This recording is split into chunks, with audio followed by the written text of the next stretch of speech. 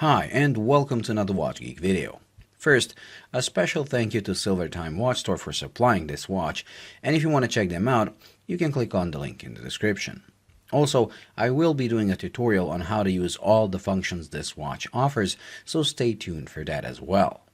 So today, we take a look at one of the entry-level models of the Gravitymaster line, the GA1100. And right off the bat, I want to compare it to its brother, the GA1000, that I already reviewed, as people often comment on that video asking which one is better.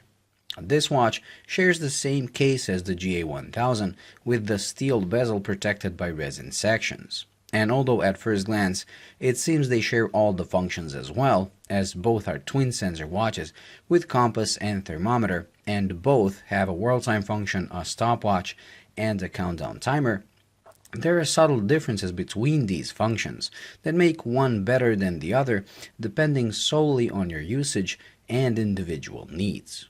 The GA1000 puts a highlight on the compass function, so it comes with a bearing memory and a dedicated navigation display, meaning you can point the watch at a certain direction and store that direction in the watch, allowing it to guide you there.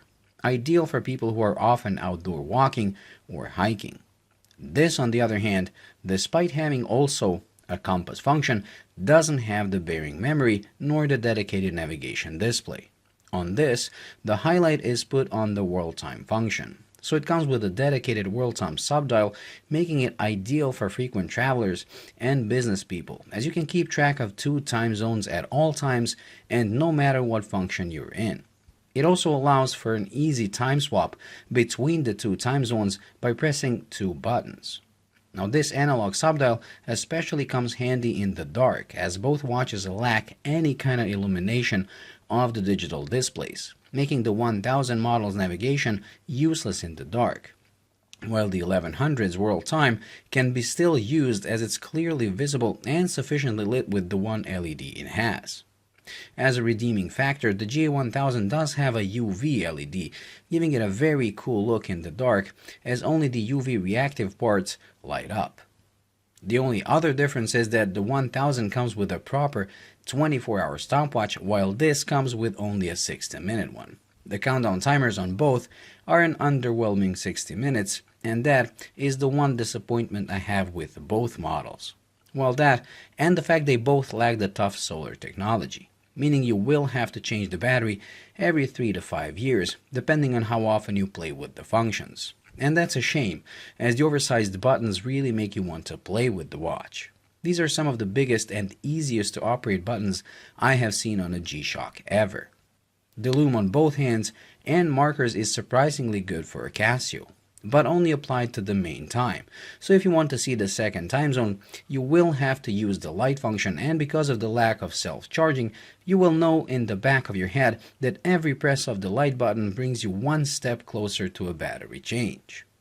But to be honest, the lack of solar charging is really a small price to pay compared to what you get in the whole package, especially in the looks department.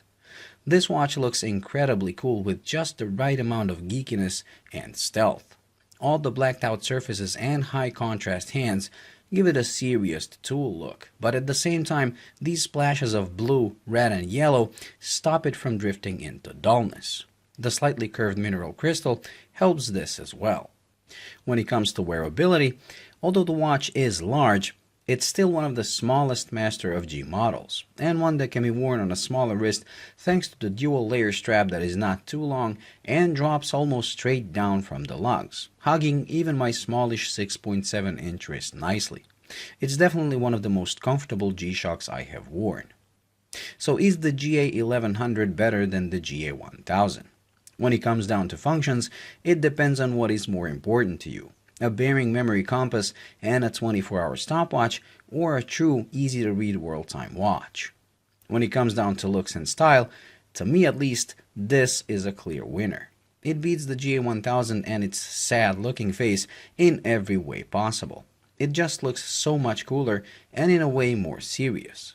When you wear it and glance down on your wrist, in this color scheme at least, you would never think it's the cheapest Master of G you can get, which it currently is. Anyways, that's it when it comes to the review, and don't forget to check out the tutorial. I hope you liked it and found it useful. If you did, please like and subscribe by pressing this button right here, and until the next video, bye.